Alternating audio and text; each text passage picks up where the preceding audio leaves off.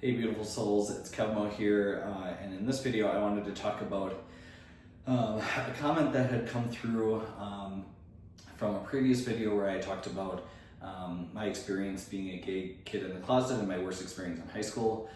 This person had left a comment saying that they felt that they kind of felt guilty that they were on maybe the attacking side of the coin, when they were in school, kind of maybe teasing or kind of causing some havoc for some other people that were gay, and kind of looking back on it, realized, after seeing that video, what emotions came up, what feelings came up, and kind of understood like how it felt. And I really appreciated the comment because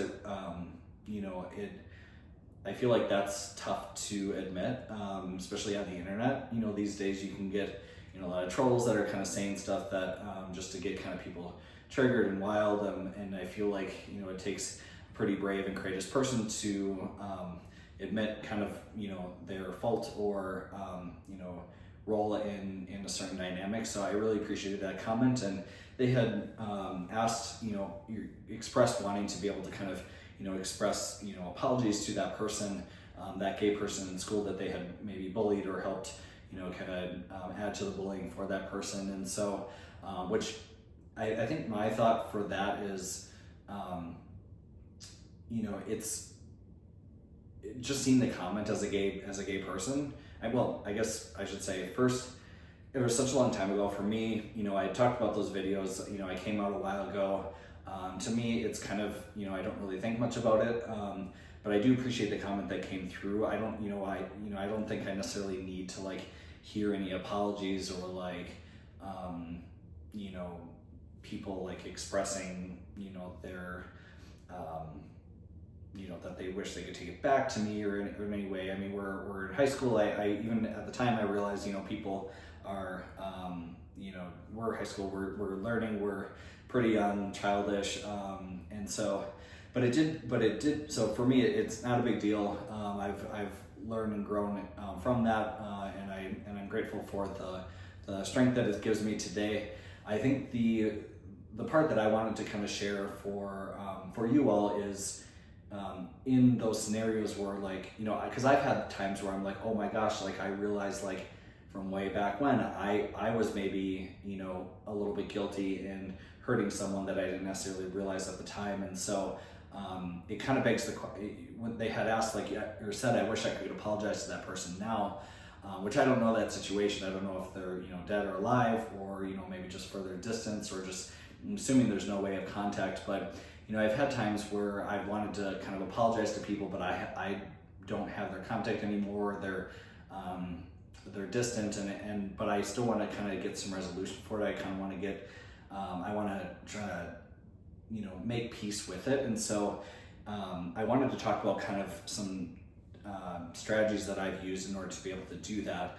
I wouldn't say it's perfect, but it does. I feel like it does help, because kind of in my previous video about letting go and detachment, it really is, your sense of happiness and detaching is really just about an internalized state and choosing to let that go. And by choosing to let that go, you're choosing to reframe that as a lesson that you can learn and apply going forward. So then you're grateful. You're stronger. You're more equipped. So I've had some instances where I've maybe regretted my actions in the past, and so for those cases where I haven't been able to reach out to those people, what I'll do sometimes in those situations is I'll close my eyes, kind of get into a meditative state. So focusing on my breathing for a period of time, could be 10 seconds or maybe, up to a minute or more. And I'll imagine that person in my consciousness.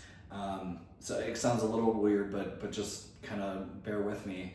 But I imagine having a conversation with that person, because in some ways my relationship with that person is still in my head and my psyche, and I can have a conversation with them, and that kind of virtual projection is still likely a representation of my own internal state. So by being able to make peace with that, I'm I feel like I have a better time, an easier time being able to make more peace with myself. So, I don't necessarily recommend this as like a, you can do something mean or hurtful to someone and then just in your head, go apologize to them and, assume it's going to be all fine and dandy.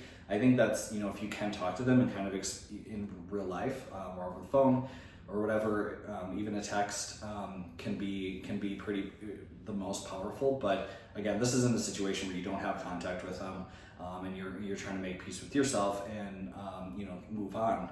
So sometimes I'll have a conversation with that person in my head, and sometimes I won't even say anything. I'll just kind of imagine, try to sit with that image of them, and just start noticing like how I feel. And at that time, I expressed kind of my guilt and my awareness of maybe my actions were more hurtful than I realized or intended. And so I'll say that, hey, I'm sorry for this. You were totally, I did not necessarily realize what you were maybe going through. You're someone I really care about, and I didn't want to hurt you. Maybe at the time I did, but now I definitely don't, and I'm realizing that now. So stuff like that, kind of getting to apologize and speaking authentically. Again, you're trying to make peace. At this point, you're just trying to make peace with essentially the ghost in your mind around that. So the goal would be to get rid of this ghost, and clear that conscience and make peace with it. So speaking to that visual, apologizing, asking for forgiveness, thanking them for something that a time that you remembered with them, and then saying you care about them or you love them or you appreciate them.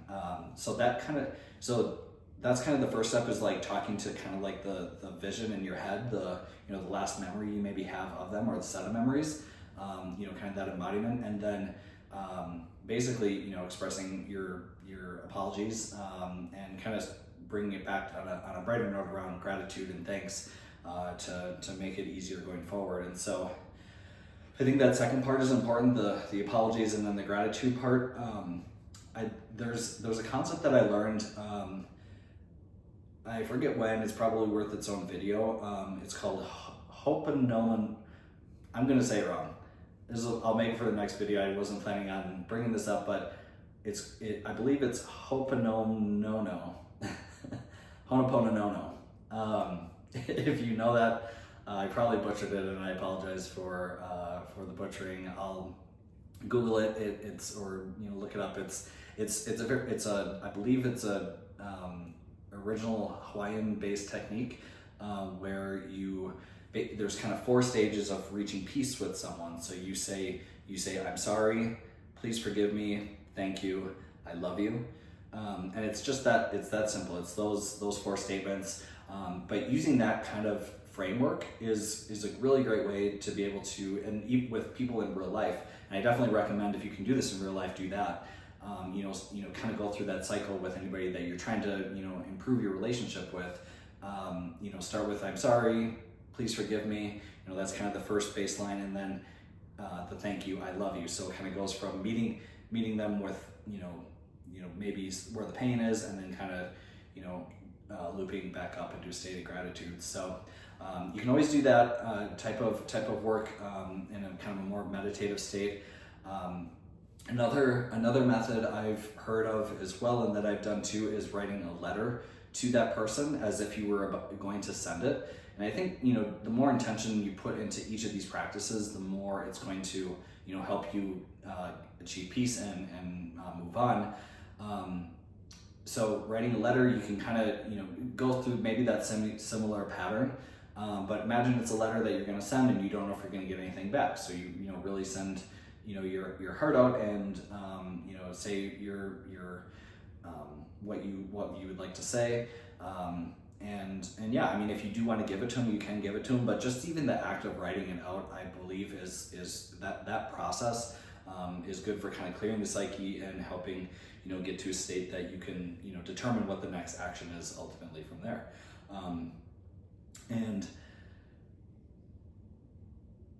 yeah, I those are the kind of the two methods that I wanted to mention around. I was trying to think if there was another one, but you know, speaking to the version of that person in your head, and then also writing like a letter, sending them out, or optionally sending it to them, or just just writing out is a great way to be able to apologize or kind of make peace with maybe like a past situation that you want to have more peace on, move on with, and you know, hopefully establish a better relationship with that person. So, and you never know, you never know how the universe works out, but sometimes letting go of that negative energy, you never know, they may come back into your life, and you know, you do get to establish that real life connection and make peace with it. So oh, I do remember the third one. I guess it would be to try to, I guess, you know, maybe if you run into an opportunity where you're able to help someone in a similar situation, or even yourself, if you find yourself in like a similar, like,